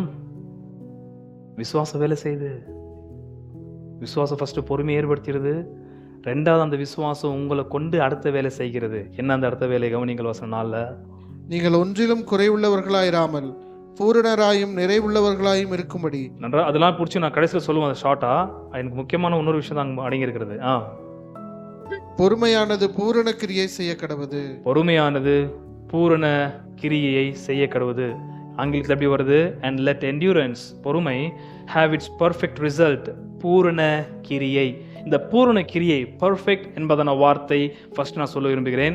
கிரியை என்ற வார்த்தைக்கு வந்து நான் அப்பயே சொன்ன பாருங்க, எர்கான், வேலை, கிரியை, ஆக்ட், டாயில், ஒர்க் என்று சொல்லப்படுகிறது. விசுவாசம் வேலை செய்கிறது, விசுவாசம் கிரியை செய்கிறது, விசுவாசம் பிரயாசப்படுகிறது, விசுவாசம் வேலை செய்யும். பரத்திலிருந்து அனுப்பப்பட்ட ஈவாகிய விசுவாசம் எப்போதும் கிரியை செய்யும். அன்பானவர்களே, கிரியை செய்யாத விசுவாச தேவன் உங்களுக்கும் எனக்கும் அருளவில்லை. அது வேலை செய்தது. வறுமையில் இருந்தாலும் விசுவாசம் வேலை செய்கிறது, தரித்திரத்தில் இருந்தாலும் விசுவாசம் வேலை செய்கிறது, வியாதிப்பட்டாலும் விசுவாசம் வேலை செய்கிறது. பற்பல சோதனை நீங்கள் நானும் ஆகப்படும் பொழுது பரத்திலிருந்து அருளப்பட்ட விசுவாசம் வேலை செய்கிறது. என்ன அந்த பூரண கிரியை? முதல்ல அது பூரணன்ற வார்த்தை நான் இன்றைக்கு எக்ஸ்பிளைன் பண்ண விரும்புகிறேன். அது எனக்கு ரொம்ப பிடிச்ச வார்த்தை. இந்த பூரணன்ற வார்த்தை 5 தடவை இந்த யாக்கோபு புஸ்தகத்தில் வருது. ஓகே, இப்போ நான் வாசிக்க சொல்லி நீங்கள் க்ளீனாக புரிஞ்சுக்கணும். அந்த பூரணன்ற வார்த்தைக்கு என்ன அர்த்தம்ன்றது நான் இன்றைக்கி எக்ஸ்பிளைன் பண்ண போகிறேன். உங்களுடைய விசுவாசமும் என்னுடைய விசுவாசமும் பொறுமையை உண்டாக்கின பிறகு நம்மளுடைய விசுவாசத்தின் வாழ்க்கையை அது பூரண கிரியை உள்ளதாய் மாற்றி அமைக்க வேண்டும். ஆல்ரைட், 5 இடத்துல அந்த பூரண வார்த்தை சொல்லப்பட்டிருக்கு. இப்போ நம்ம வாசிக்க போகிறோம். பிறகு அதனுடைய அர்த்தத்தை நான் கீழே சொல்லுவேன். ஃபர்ஸ்ட் 1 நோட்டி வாசிங்க. நீங்கள் ஒன்றிலும் குறைவுள்ளவர்களாயிராமல் பூரணராயும் நிறைவுள்ளவர்களாயும் இருக்கும்படி பொறுமையானது பூரண கிரியை செய்ய கடவுள். அந்த பூரண வார்த்தை 2 வாட்டி வந்துச்சு வசனம் 4. ஓகே, அடுத்தது எங்க வருது? வசனம் 17, 1:17. நன்மையான எந்த ஈவும் பூரணமான எந்த மறுபடியும் அந்த பூரண வார்த்தை வருது. அதை பிடிச்சிக்கணும், நீங்க விட்டுறக்கூடாது. பூரண வார்த்தை. பிறகு 1:25 சுயாதீன பிரமாணமாகிய பூரண பிரமாணம். மறுபடியும் அந்த இடத்துல பூரண வார்த்தை வருகிறது. 2:22 விசுவாசம் அவனுடைய கிரியைகளோட கூட முயற்சி செய்து கிரியைகளினாலே விசுவாசம் பூரணப்பட்டது என்று விசுவாசம் பூரணப்பட்டது என்று காண்கிறோம் என்று சொல்லப்படுகிறது. பிறகு 3:2 நாம் எல்லாரும் அநேக விஷயங்களில் தவறுகிறோம். ஒருவன் சொல் தவறாதவன் ஆனால் அவன் பூரண புருஷனும் தன் சரீரம் முழுவதையும் கடிவாளத்தினாலே அடக்கி கொள்ளக்கூடியவனுமாய். மறுபடியும் என்ன வார்த்தை? பூரண புருஷன். என்ன இது? பூரண விசுவாசம் வந்து பூரண கிரியை நடப்பிக்கிறதா? என்ன பூரணம் என்றால் என்ன? ஃபர்ஸ்ட் ஆஃப் ஆல் இந்த பூரணம் என்பதான வார்த்தைக்கு வந்து டெலையோஸ் என்பதான கிரேக்க வார்த்தைக்கு வந்து கன்க்ளூஷன், டெர்மினேஷன், முடிவுக்கு கொண்டு போகிறது. பரீட்சையானது எப்போ துவக்கப்பட்டதோ, பரீட்சை தன்னுடைய முடிவுக்கு இச்சையினால இழுத்து கொண்டு போகாமல், எப்ப பரீட்சை விசுவாசத்தை சோதிக்க ஆரம்பிக்கிறதோ அந்த சோதனை முடிவு பரிந்தம் கொண்டு போகிறது பாருங்க. அதுதான் அந்த இடத்துல பரிபூர்ணம் என்று சொல்லப்பட்டிருக்கிறது. வசனம் 1:4 அதோடைய கன்க்ளூஷன் பார்ட், டெர்மினேஷன், முடிவு பரிந்தும் விசுவாசம் வேலை செய்து கொண்டே போய் கொண்டிருக்கிறது. இப்படி சொன்னா உங்களுக்கு புரியாது. இன்னொரு வார்த்தை நான் 4 இடத்துல சொல்லப்பட்டதை வாசிச்சு காண்பித்தேன். 5வது இடம் 1ஆம் அதிகாரம் வசனம் 15. பின்பு இச்சையானது கர்ப்பம் தரித்து பாவத்தை பிறப்பிக்கும், பாவம் பூரணமாகும் போது. என்ன வார்த்தை வந்துச்சு? பூரணம். அந்த வார்த்தையை கவனிச்சிருக்கலாம். பாவமானது என்ன ஆகணும்? பூரணமாக வேண்டும். இங்கே நன்றாக புரிந்து கொள்ள வேண்டும். இதை நீங்கள் புரிந்து கொண்டால் விசுவாசத்தின் கிரியை எப்படி பூரணமாகுது என்றதை நீங்கள் புரிந்து கொள்ளலாம். ஓகே, பாவம் பூரணமான போது என்ன ஆகுது? சிம்பிளா சொல்லணும்னாக்கா மரணத்தை பிறப்பிக்கும். என்னது பிறப்பிக்கும்? மரணத்தை பிறப்பிக்கும். எது பூரணமாகும் போது? பாவம் எப்படி பூர்ணமாகுது? அதனால 14-15 கொஞ்சம் வாசிங்க, இல்லை மேல்நோட்டமா சொல்லிடுறேன். அவனவன் தன் தன் சுய இச்சையினாலே இழுக்கப்பட்டு சிக்குண்டு சோதிக்கப்படுகிறான். அது வரைக்கும் பிரச்சனை கிடையாது. அவனவன் தன் தன் சுய இச்சையினாலே இழுக்கப்பட்டு சோதிக்கப்படுகிறான். விருப்பம் துவங்குகிறது, விருப்பம் ஆரம்பிக்கப்படுகிறது, விருப்பம் எழும்புகிறது, விருப்பம் வருகிறது. அதுல ஒன்றும் பிரச்சனை கிடையாது. ஆனால் அந்த விருப்பம் அடுத்த கட்டத்திற்கு போகிறது. வசனம் 14-15 இன்னொரு விசை. அவனவன் தன் தன் சுய இச்சையினாலே இழுக்கப்பட்டு சிக்குண்டு சோதிக்கப்படுகிறான். பின்பு இச்சையானது கர்ப்பம் தரி. அந்த கர்ப்பம் தரிக்கிற அளவுக்கு போக கூடாது. இயேசுநாதரும் சோதிக்கப்பட்டார். வசனம் 14 சொல்றது போலவே நம்ம எல்லோரும் வசனம் 14 சொல்றது போலவே சோதிக்கப்படுகிறோம். ஆனால் பாவம், இச்சையானது பாவமாக கன்வெர்ட் ஆகி கர்ப்பம் தரிக்கிறது. வசனம் 15. இப்போ நன்றாக வாசிங்கள். வசனம் 15. பின்பு இச்சையானது கர்ப்பம் தரித்து பாவத்தை பிறப்பிக்கும். எதை பிறப்பிக்கும்? இச்சை பாவத்தை பிறப்பிக்கும். அடுத்து பாவம் பூரணமாகும் போது மரணத்தை பிறப்பிக்கும். என்ன அர்த்தம்? இப்போ நீங்க சொல்லுங்க. எப்போ பாவம் பூர்ணமாவது சொல்லுங்க பாப்போம். பாவம் எப்ப பூர்ணமாகிறது? எப்ப பாவம் பூர்ணமாகிறது அன்பானவர்களே? கர்ப்பம் தரித்த பிறகு, ஒரு குழந்தையை பெற்றெடுத்த பிறகு. குழந்தை எப்போ சாவுது? எப்போ மரணம் அடையுது? பூர்ணமான போது. ஏன்னா பூர்ணமாவதுக்கான அர்த்தம், நீங்க பிறப்பிக்கிற எல்லா குழந்தைகளையும் மரணத்தை அடைகிற குழந்தை தானே. எந்த சந்தேகம் இருக்காதுல உங்களுக்கு? இல்லை. ஏன்னா ஃபர்ஸ்ட் நீங்க சாவ போறீங்க, அதுக்கப்புறம் பின்னாடி குழந்தைகள் அவங்களுடைய நாட்கள் வரும் பொழுது மரித்து போவார்கள், அசம்பாவங்கள் நடக்காமல் இருந்தால். குழந்தைகள் வளர்ந்து பரிபூர்ணமாயி மரணம் அடைகிறது எப்படியோ நிச்சயம்தான். பிறந்த குழந்தை பூர்ணமாயி மரணம் அடைவதற்கான அர்த்தம் என்ன? ஏன்னா அந்த டேர்ம் தான் சொல்லப்படுது. பாவமானது கர்ப்பம் தரித்து அவனவன் தன் தன் சுய இச்சையினாலே இழுக்கப்பட்டு சிக்குண்டு சோதிக்கப்படுகிறான். பின்பு இச்சையானது கர்ப்பம் தரித்து பாவத்தை பிறப்பிக்கும். இச்சை தான் கர்ப்பம் தரிக்கிறது. கர்ப்பம் தரிச்சு குழந்தை பிறப்பிக்கிறதுக்கு சில மாதம் ஆகிறது. அந்த இச்சை கர்ப்பம் தரித்த பிறகு குழந்தையுடைய பரிபூர்ண வயதிலானதுக்கு அப்புறம் தான் குழந்தை பிறந்து வருகிறது வெளியே. பிறகு அந்த குழந்தை பூர்ணமாகும் பொழுது எப்படி மரணம் அடைகிறதோ அதே போல இச்சையானது பாவத்தை கர்ப்பம் தரிக்க பிறகு, பாவத்தை பெற்றெடுத்த பிறகு, பாவம் வெளியே வந்த பிறகு அந்த பாவம் பூர்ணமாகும் பொழுது மரணம் வருகிறதாக சொல்லப்படுகிறது. இந்த இடத்துல எப்போ பாவம் பூர்ணம் அடைகிறது? மரணம் வரத்தக்கதாக. ஏன்னா விசுவாசமும் வேற டைரக்ஷன்ல அப்படிதான் வேலை செய்யுது. அதான் சொல்லிக் கொண்டிருக்கிறேன். விசுவாசத்தின் கிரியையும் விசுவாச பொறுமை உண்டாக்கிட்டு அதுக்கப்புறம் பூரண கிரியை நடப்பிக்கிறது. இந்த இடத்திலும் சோதனை இச்சையை தாக்குறதுனால இச்சை பாவத்தை கர்ம தரித்து பாவத்தை பிறப்பித்து பூர்ணமாகும் பொழுது மரணத்தை அடைகிறது. விசுவாசம் பூர்ணமாகும் போது என்ன ஆகுதுன்னு ஒன்றும் சொல்லப்படல தெளிவா. ஆனா பாவம் நாம் கர்ப்பம் தரித்தால் அந்த பாவம் வளர்ந்து பரிபூர்ணமாகும் பொழுது மரணத்தை அடைகிறதாக சொல்லப்படுகிறது. இவல்யூஷனுக்கு ரொம்ப அகேன்ஸ்டான செம வார்த்தை அது. Evolution, evolving, not evolving but evolving. எங்க பூர்ணமாயிட்டு சாவுதான் உண்டாவது. இவன் பூச்சிலேருந்து பூராலேருந்து மனுஷன் வந்தான், கடைசியில் குரங்குலேருந்து மனுஷன் வந்தான்றான். அப்படியே வளர்ந்துன்னு அப்படியே போயிட்டே இருக்கிறான். மனுஷன் எங்க வளர்ந்து போறான்? பூர்ணமாவது செத்து போறான். அதான் வேத வாக்கியத்தின் தாத்பரியம். டிவால்விங், நாட் இவால்விங் பிரதர்ஸ். கண்ணுக்கு தெரியுது அமீபா, அதுலேருந்து நம்ம வந்தோம் அப்படின்னு நான் ஒரு கட்டுக்கதையை எழுப்பி விட்டான். விழுந்து போன மனுஷன். வேதவாக்கியம் அப்படி சொல்லவில்லை. வேதவாக்கியம் வேற டைரக்ஷன்ல பேசுகிறது. எப்போ பாவம் பூரணமாவதோ அப்பொழுது மரணத்தை அடைகிறது, மரணத்தை கொண்டு வருகிறது. என்னுடைய கேள்வி, எப்போ மரணம் வருகிறது அல்லது பாவம் பூரணமாகிறது? பாவம் பூரணமாவது என்பதான கேள்விக்கு பதில்தான் மனம் திரும்பாமல் வாழ்கிற வாழ்க்கை என்று சொல்லப்படுகிறது. ஆகையால் தான் மனம் திரும்புங்கள் சாதாரணமான வார்த்தை கிடையாது. நீங்க மனம் திரும்பும் பொழுது பாவம் பூரணமாகி மரணத்தை கொண்டு வராது, மறுபடியும் விசுவாசம் அங்க மேற்கொள்ளும் பாதி வழியில. ஆனா மனம் திரும்பாமல் பாவ வாழ்க்கையிலே அப்படியே பாவத்திலே நிலைத்து கொண்டிருந்தால் பாவம் நித்திய மரணத்தை கொண்டு வருவது. சரீர மரணத்தை பற்றி சொல்லப்படவில்லை. நித்திய மரணத்தை கொண்டு வருகிறது, நித்திய நியாய தீர்ப்பை கொண்டு வருகிறது, நரகத்தை கொண்டு வருகிறது. இந்த பாவமான ஒரு விஷயம் ஆதாம் ஏவலோ சும்மா விடவில்லை. பாவமானது, அவர்கள் பாவத்தை கர்ப்பத்தரித்து பாவத்தை செய்யும் பொழுது, பாவம் பூர்ணமாகும் பொழுது ஏதேன் தோட்டத்தில் துரத்தப்பட்டார்கள். மரணம் வந்தது, நிர்வாணிகள் ஆனார்கள். பாவம் சும்மா விடல. இந்த இடத்துல பாவம் பூரணமாகுகின்ற வார்த்தைக்கு அர்த்தம் மனம் திரும்பாமல் பாவத்திலே வாழ்ற வாழ்க்கை. ஒரு மனுஷன் பிறகு அவன் சரீர மரணம் உண்டாகும் பொழுது அவனுக்கு நித்திய மரணம் அல்லது நித்திய நரகம் அல்லது நியாய தீர்ப்பு என்று சொல்லப்படுகிற பெரிய ஆபத்துல அந்த பாவத்தின் கனியாகிய மரணம் கொண்டு வருகிறது. இவ்வளவு புரிஞ்சுதா உங்களுக்கு? இப்போ வசனம் 2, 3, 4 பார்ப்போம், உங்களுக்கு எவ்வளவு புரியுதுன்ட்டு. என் சகோதரரே, நீங்கள் பலவிதமான சோதனைகளில் அகப்படும் போது உங்கள் விசுவாசத்தின் பரீட்சையானது பொறுமையை உண்டாக்கும் என்று அறிந்து அதை மிகுந்த சந்தோஷமாக எண்ணுங்கள். நீங்கள் ஒன்றிலும் குறைவுள்ளவர்களாயிராமல் பூரணராயும் நிறைவுள்ளவர்களாயும் இருக்கும்படி பொறுமையானது பூரண கிரியை செய்ய கடவுது. விசுவாசம் பொறுமையை உண்டாக்கின பிறகு பொறுமை பூரண கிரியைக்குள்ளாக நம்மை நடத்துகிறது. மறுபடியும் அந்த பூர்ணன்ற வார்த்தை வருகிறது, டெலையாஸ் என்பதன வார்த்தை. என்ன அந்த பூர்ண வேலை, சம்பூர்ணமான வேலை, பர்ஃபெக்ட் ஒர்க், பர்ஃபெக்ட் டீட். விசுவாசமானது பூர்ண வேலையை கொண்டு செய்கிறது. அந்த பூர்ணமானதுக்கு அப்புறம் என்ன ஆகுதுன்றது தான் கேள்வி. விசுவாசத்தின் பூரண கிரியை நடக்கும் பொழுது மரணம் வராது. அது பாவம் பூர்ணமாகும் பொழுது.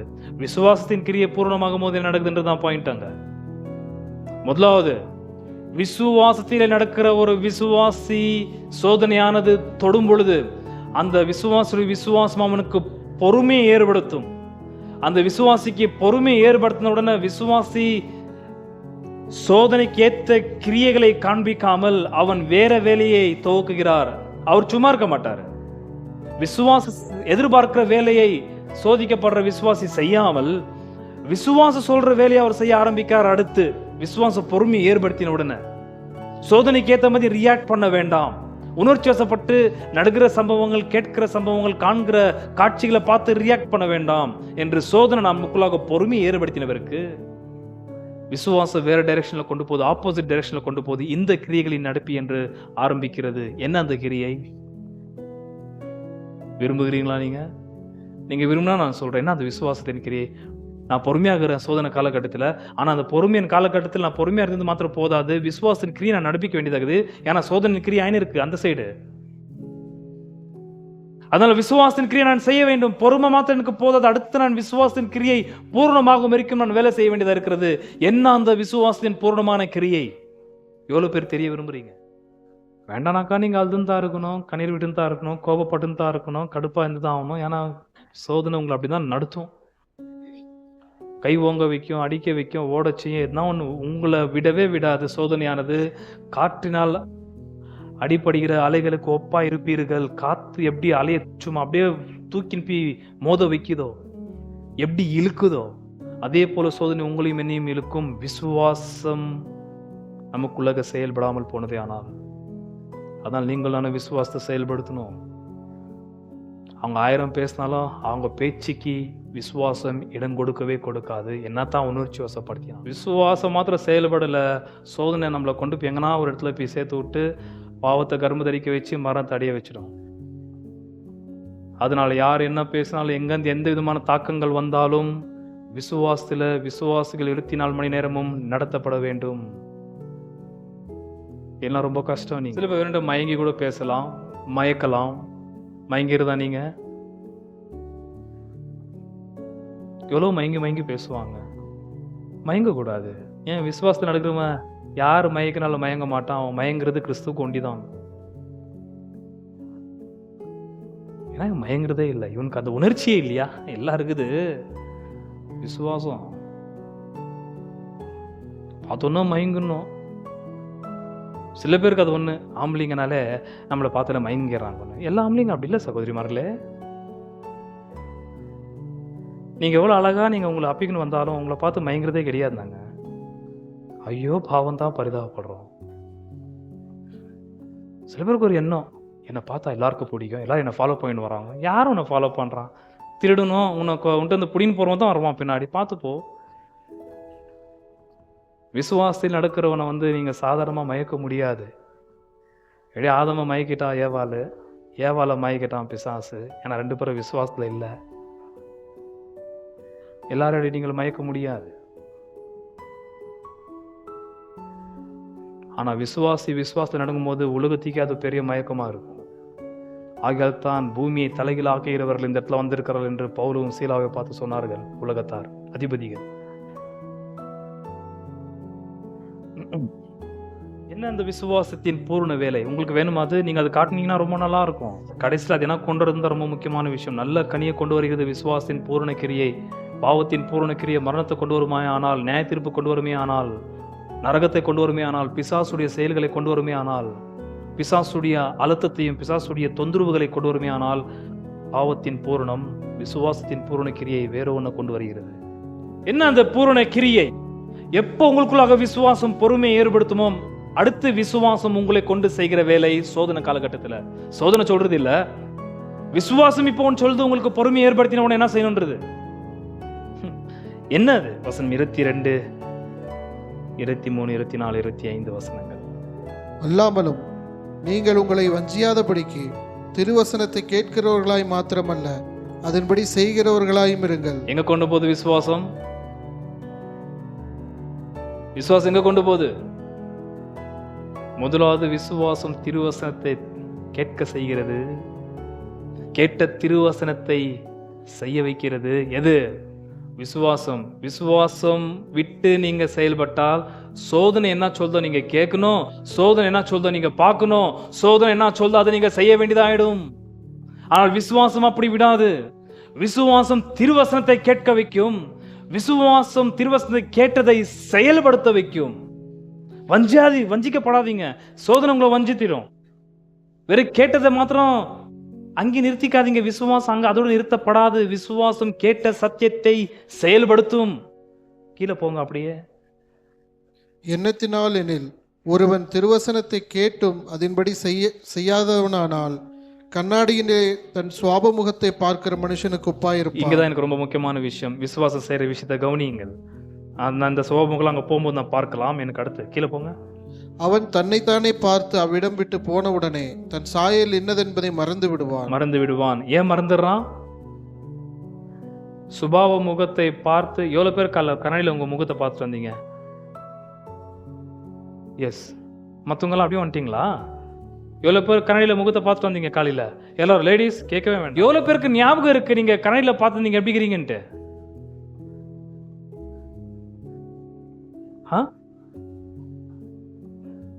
நான் கண்ணாடியில் பார்த்தேன் காலைல, நான் எப்படி பார்த்தனோ அப்படித்தான் இப்பயே இருக்கிறேன்னு சொல்லிட்டு கண்ணாடியில் பார்த்த சீன் உங்களுக்கு ஞாபகம் இருக்கா?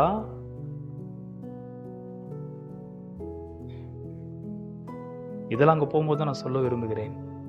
என்ன மாதிரி கண்ணாடி, என்ன கண்ணாடி முன்னாடி பார்க்கறதுனா? ஆனால் இங்கே சொல்ல போகிற கண்ணாடி வேற. கீழே சுயாதீன பிரமாணமாகிய பூரண பிரமாணத்தை உற்று பார்த்து. அப்போ சுயாதீன பிரமாணம் என்று சொல்லப்படுகிறது எதுக்கு ஒப்பிட்டு பேசுறாரு இந்த இடத்துல யாக்கோபு? உற்று பார்த்து. உங்களுக்கு புரியல? வாசிங்க 23 வாசிங்க. எண்ணத்தினால் எனில் ஒருவன் திருவசனத்தை கேட்டும் அதன்படி செய்யாதவனானால் கண்ணாடியிலே தன் சுவாப முகத்தை பார்க்கிற மனுஷனுக்கு ஒப்பாயிருப்பான். 24. அவன் தன்னைத்தானே பார்த்து அவ்விடம் விட்டு போனவுடனே தன் சாயல் என்னதென்பதை மறந்து விடுவான். 25. சுயாதீன பிரமாணமாகிய பூரண பிரமாணத்தை உற்று பார்த்து. இப்போ நான் கவனிங்கள். வசனம் 23, 24 வந்து கண்ணாடியை உற்று பார்க்குது என்று சொன்ன பிறகு வசனம் 25 பூரண பிரமாணமாகிய சுயாதீன பிரமாணத்தை உற்று பார்த்து. அப்போ சுயாதீன பிரமாணத்தை எதுக்கு ஒப்பிட்டு பேசுறாரு?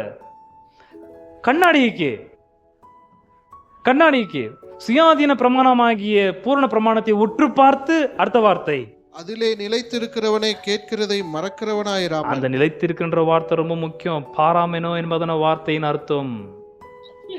அந்த மெனுன்ற வார்த்தை பொறுமையை உண்டாக்கும்ன்ற அர்த்தம் சொன்ன பாருங்க, அதே கிரேக்க வார்த்தை அந்த போடப்பட்டிருக்குது. பூரண பிரமாணத்தை உற்று பார்த்து, அடுத்த வார்த்தை அதிலே நிலைத்திருக்கிறவனே, அதில நிலைத்திருக்கிறவனே கேட்கிறதை மறக்கிறவனாயிராமல். நன்றாக கவனிங்கள், கேட்கிறதை மறக்கிறவனாயிராமல் அதற்கேற்ற கிரியை செய்கிறவனாயிருந்து தன் செய்கையில் பாக்கியவானாயிருப்பான். கிரியைகளை செய்கிறவனாய் இருந்து கிரியை வெளியே வருகிறது. என்னுடைய கேள்வி அதெல்லாம் ரொம்ப டீட்டெயிலாக இருக்குது, குழப்பம் நான் உங்களுக்கு இடம் கொடுக்க மாட்டேன். சுயாதீன பிரமாணத்தை, கண்ணாடி போல் இருக்கிற சுயாதீன பிரமாணத்தை உற்று பார்த்தால் யார் தெரிவாங்க? கண்ணாடியில் பார்த்தா நம்ம யாரை பார்க்குறோம்? Who do you see in the mirror? கண்ணாடியை பார்க்கும்போது நான் நம்மளை தான் பார்க்குறோம். சுயாதீன பிரமாணமாகிய பூர்ண பிரமாணமாகிய இந்த கர்த்தருடைய வேதத்தை பார்க்கும் பொழுது யாரை பார்க்கிறோம்? சொல்றப்படுற வார்த்தை, அந்த பூர்ண பிரமாணமாகிய சுயாதீன பிரமாணத்தை கண்ணாடி போல உற்று பார்த்து பார்த்து பார்த்து பார்த்து அபாய் நிலைத்திருக்கிறவன், பார்த்துட்டு போயிட்டு மறக்கிறவன் அல்ல. இன்னைக்கு நம்ம காலைல பார்த்துட்டு வந்தது போல இங்கே சொல்ல போற சுயாதீன பிரமாணமாகிய பூர்ண பிரமாணமாகிய இந்த கண்ணாடியை உற்று பார்த்துட்டே இருந்து அதிலே தங்கிடுறான். அப்படியே சோதனை ஏற்படுத்தும் பொழுது விசுவாசமானது சோதனையை பார்க்க வைக்காது. விசுவாசமானது ஜீவனுள்ள வார்த்தையை கண்ணாடி போல காண்பிக்கிறது. விசுவாசம் நம்மளை எங்க நடத்துகிறது? வசனத்துக்கு நேராக நடத்துகிறது. புரிஞ்சுதுங்களா? என்ன அந்த பூரண கிரியை? விசுவாசமானது உங்களையும் என்னையும் சோதனை காலகட்டத்தில் வசனத்தை பார். வசனத்தை பார்த்தால் கிறிஸ்துவுக்குள்ளாக நீ யாருன்றது உனக்கு நன்றாய் தெரியும். கிறிஸ்துவ போல நீ பிஹேவ் பண்ண வேண்டும். இந்த சோதனை காலகட்டத்தில் சோதனை சொல்றது போல சோதனைய வார்த்தையை கேட்டு, சோதனையை பார்த்து, சோதனையை தியானித்து, சோதனைக்கு ஏற்றபடி உணர்ச்சி வசப்பட்டு செயல்படாதே. மாறாக வசனத்தை பார், வசனத்தை கேள். ஆகையால் தான் வசனம் 19. ஆகையால் என் பிரியமான சகோதரரே, யாவரும் கேட்கிறதற்கு தீவிரமாயும், பேசுகிறதற்கு பொறுமையாயும், கோபிக்கிறதற்கு தாமதமாயும் இருக்க கடவர்கள். எது எல்லாமே வார்த்தையை குறிக்கிற விஷயம். அது எப்போ விசுவாசம் உங்களுக்குள்ளாக பொறுமையை ஏற்படுத்தி சோதனையினால நீங்கள் இழுக்கப்படாதபடிக்கு பாதுகாப்பு கொடுத்ததோ, அடுத்து விசுவாசம் உங்களை கொண்டு போற விஷயம் திருவசனமாகிய இந்த கண்ணாடி. இந்த கண்ணாடி நீங்கள் பார்க்க பார்க்க பார்க்க கிறிஸ்துவுக்குள்ளாக நீங்கள் என்னவா இருக்கிறீர்கள் என்று நீங்கள் உங்களையே பார்க்க ஆரம்பிக்கிறீர்கள். ஆகையால் தான் புறம்பானதை பார்த்து ஏழை பணக்காரன் என்பதனை பேச்சு பேசுவது என்று 2ஆம் இடத்துல டீல் பண்றாரு. அத்தியா பார்க்கறது நீ ஐஸ்வர்யவானுக்கு சிறந்த இடத்தையும் நாற்காரியும் கொடுத்து ஏழை விசுவாசி தரித்திரன் உங்க சபைக்கு வந்தால் அவனை தரையில உட்கார வைக்கிற அளவுக்கு நீ மேலே கீழே பார்க்கிற அளவுக்கு உன்னுடைய கண்கள் ஏன் கெட்டு போயிருக்கிறது? அந்த பார்வையை நீ பார்க்க வேண்டும். சுயாதீன பிரமாணமாக இந்த கண்ணாடியிலே ஒரு விசுவாசியை பார்க்கும் பொழுது அவர்கள் கிறிஸ்துவுக்குள்ளாக என்னவா இருக்கிறார் என்று பார்த்தல்லவா நீ நியாயம் விசாரிக்க வேண்டும். புறம்பான பார்வை உங்களுக்கு சோதனை கொடுக்கும், மாம்சிகமான பார்வை உங்களுக்கு சோதனை கொடுக்கும். ஆனா விசுவாசம் உங்களை சுயாதீன பிரமாணத்திலிருந்து உங்களை பார்க்க வைக்கும். அதுதான் விசுவாசம். உங்க கணவர் யார் கிறிஸ்துவுக்குள்ள தெரியுமா? உங்க மனைவி யார் தெரியுமா கிறிஸ்துவுக்குள்ள? கிறிஸ்துவுக்குள்ள இருக்கிறவங்களோட பிள்ளைகள் யார் தெரியுமா? அப்படி அல்லவா பார்க்கணும் அவங்கள. அவங்களுடைய அழகையும், அவங்களுடைய கலரையும், அவங்களுடைய ஹைட்டும், அவங்களுடைய உயரமும், அவங்களுடைய வருமானத்தையும், அவங்களுடைய அறிவு ஞானத்தவா பார்த்து நீங்க ஜட்ஜ் பண்ண வேண்டியது? அப்படி பண்ணக்கூடாது. நாம் அதான் 2ஆவது இடத்தை டீல் பண்றாரு. நீங்கள் நான் ஒத்து பார்க்க வேண்டியது நியாயப்பிரமாணம் அல்லது ஜீவ வார்த்தை. ஏன்னா விசுவாசம் உங்களை என்னையும் அங்கதான் கொண்டு போகுது. அதை பார்த்துட்டே இருக்கும் பொழுது அந்த பார்த்துட்டே இருக்கிற சுயாதீன பிரமாணமாகிய ஜீவ வார்த்தை கேட்டு அத்தையே பார்த்தத்தக்கதாக தியானத்தில் இருக்கிறவன் அதை செய்வதற்கு அடுத்து படி போகிறான். வசனம் 25. சுயாதீன பிரமாணமாகிய பூரண பிரமாணத்தை உற்று பார்த்து அதிலே நிலைத்திருக்கிறவனே கேட்கிறதை மறக்கிறவனாயிராமல். ஃபர்ஸ்ட் கேட்கறது மறக்க மாட்டான். ஏன்னா பார்த்துட்டே இருக்கிறான். அவன் பார்த்துட்டே இருக்கிறான். பார்க்க பார்க்க பார்க்க வெளியரங்கமான தோரணம் அவனுக்கு மறந்துருது. இந்த மாம்சிகமான தோரணம் மறந்துருது. அப்போஸ்தலனாகிய பவுல் நீங்கள் கேட்டீர்களா 2 கொரிந்தியர் 5ஆம் அதிகாரத்துல இனி கிறிஸ்துவை கூட நாங்கள் மாம்சத்தின்படி அறியோம் என்றாரு. நாசரேத்துல வளர்ந்தாரு, பெத்லகேம்ல பிறந்தாரு. அந்த மாதிரியான மாம்சிகமான ஒரு காட்சினால் நான் பார்ப்பது கிடையாது. ஒருவன் கிறிஸ்துவுக்குள் இருந்தால் அவன் புது சிருஷ்டியா இருக்கிறான்னு சொல்லிட்டு புது சிருஷ்டிப்புக்குள்ளாக பிரவேசிக்கிறார். இங்கேயும் புது சிருஷ்டி பத்தி ஆரம்பிக்கப்படுகிறது. அதெல்லாம் அடுத்த வரப்போற காலங்களிலே பார்க்கலாம். 25 முடிங்க.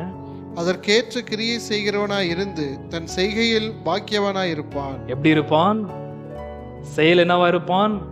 அப்ப பூர்ண கிரியையாகிய விசுவாசத்தின் வேலை என்ன? பாக்கியவானா இருப்பான். என்ன மீனிங்?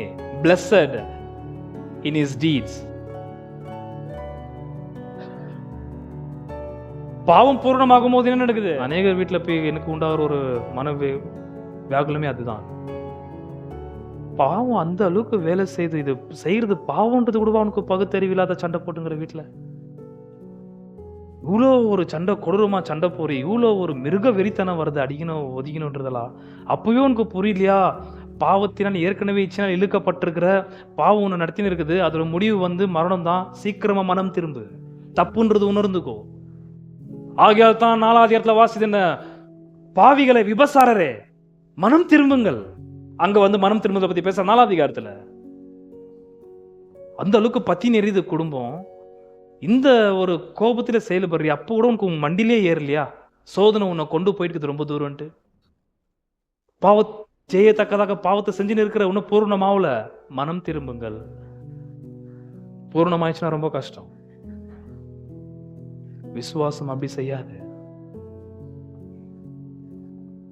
விசுவாசம் நேரடியா நம்மை அமைதிப்படுத்தி சோதனையின் கோணத்துல கொண்டு போகாமல் அதுக்கு ஆப்போசிட் டைரக்ஷன்ல கொண்டு போய் வசனத்தை உத்து பார்க்க வைக்கும். நான் யார்?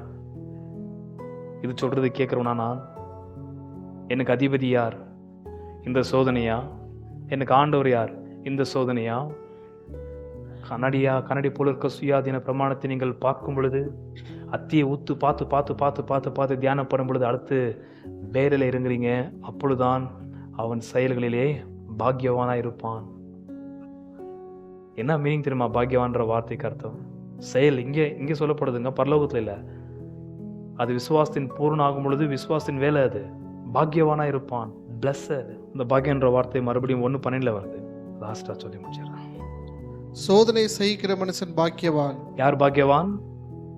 சோதனை செய்கிறவன் அல்ல, சோதனை சொல்றபடி செய்கிறவன் அல்ல, சோதனையால் இழுக்கப்படுகிறவன் அல்ல, சோதனையால் தாக்கப்படுகிறவன் அல்ல, சோதனை கொண்டு போயிட்டு இச்சை நிமித்தமாக பாவம் கர்மிக்கிற அவன் அல்ல பாக்கியவான். சோதனை சகிக்கிறவன், சோதனை இழுத்தாலும் அந்த இடத்துல நிற்கிறான் பாருங்க, அவன் பாக்கியவான்.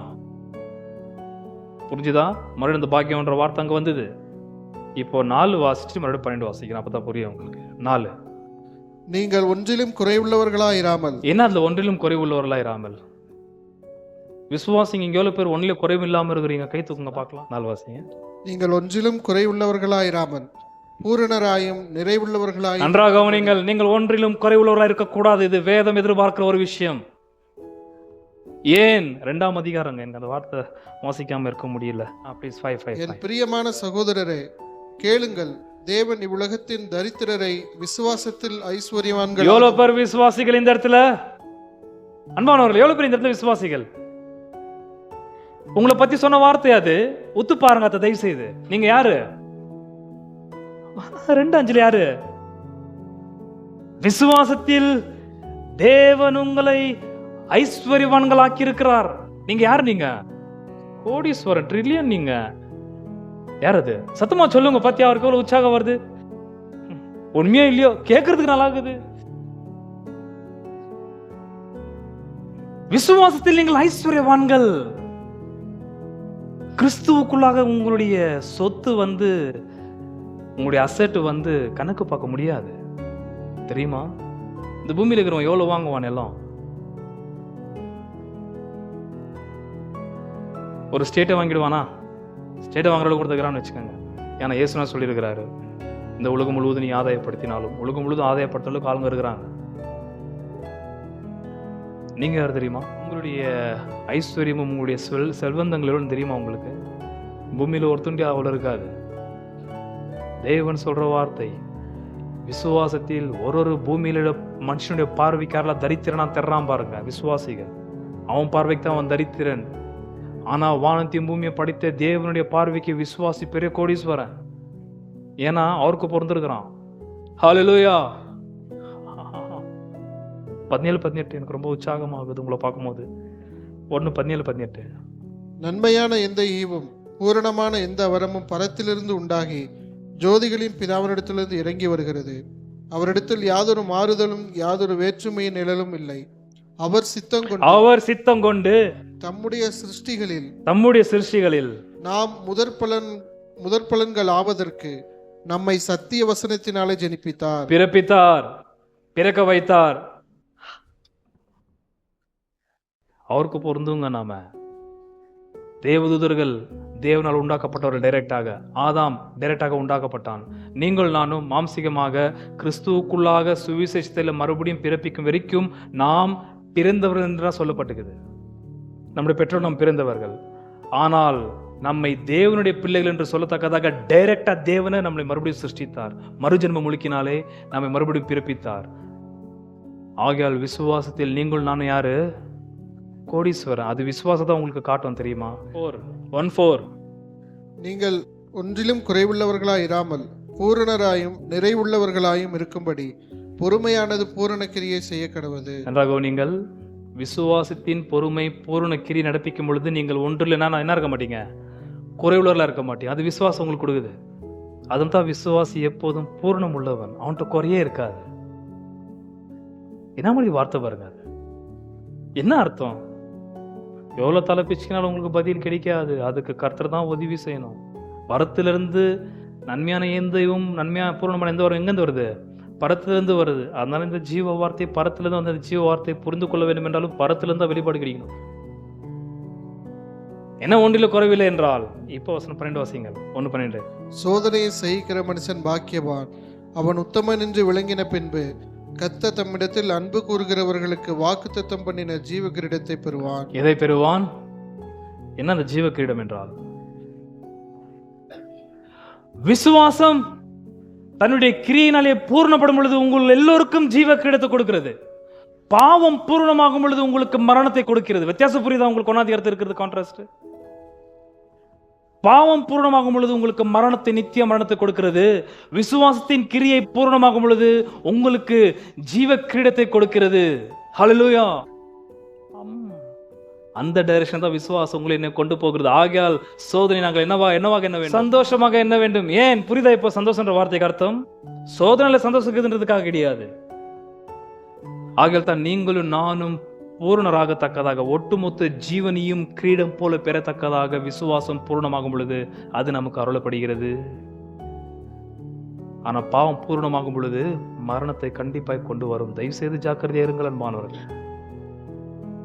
அதனால வீட்டில் சண்டை கண்டுனாக்கா நான் வர வேண்டிய கட்டாயமே கிடையாது. உங்களுக்கே அது தெரியணும். அது நான் சோதனையினாலே இழுக்கப்பட்டு சிக்குண்டு நடத்தப்பட்டு கொண்டிருக்கிறேன். விசுவாசம் நடத்துதுன்றது நீங்க சுலபமாக ஈஸியா புரிஞ்சு கொள்ளலாம்.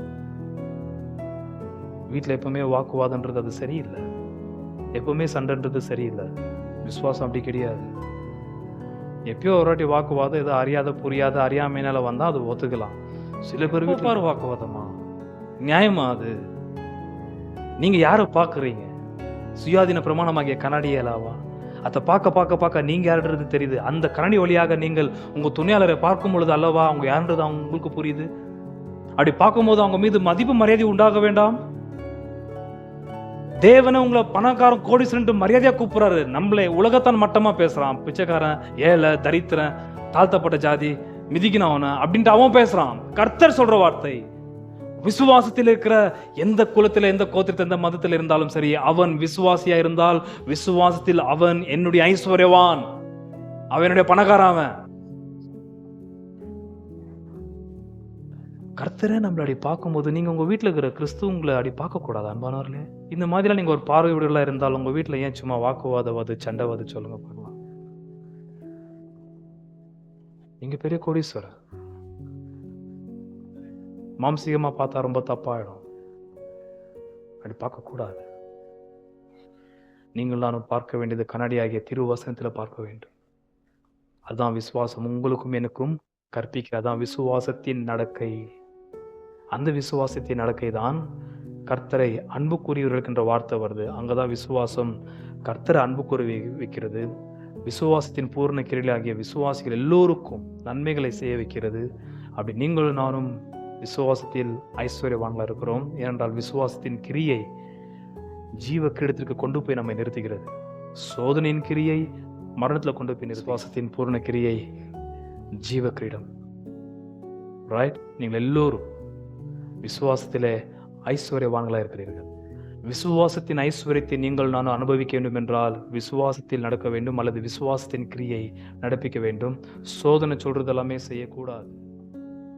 எனக்காய் ஜீவன் விட்டவரே, என்னோடு இருக்க எழுந்தவரே, என்னை இன்னும் வழி நடத்துவாரே, என்னை சந்திக்க வந்திடுவாரே, என்னை இன்னும் வழி நடத்துவாரே, என்னை சந்திக்க வந்திடுவாரே.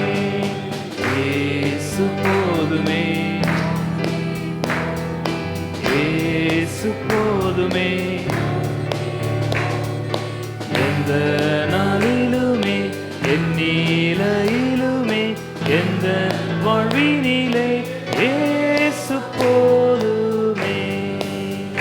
பிசாசின் சோதனை பெருகிட்டாலும் சோர்ந்து போகாமல் முன் செல்லவே, பிசாசின் சோதனை